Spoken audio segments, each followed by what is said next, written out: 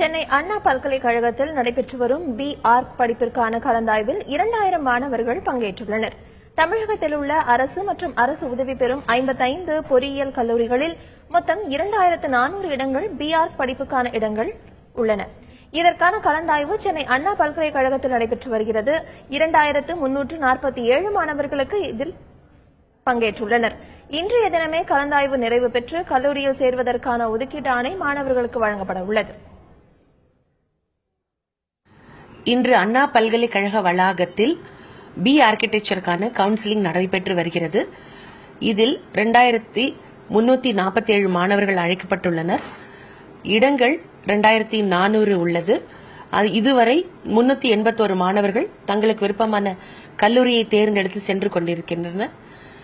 நாளைக்கு அதாவது supplementary கவுன்சிலிங்கான registration நடைபெறும் என்பதை தெரிவித்துக் கொள்கிறோம்.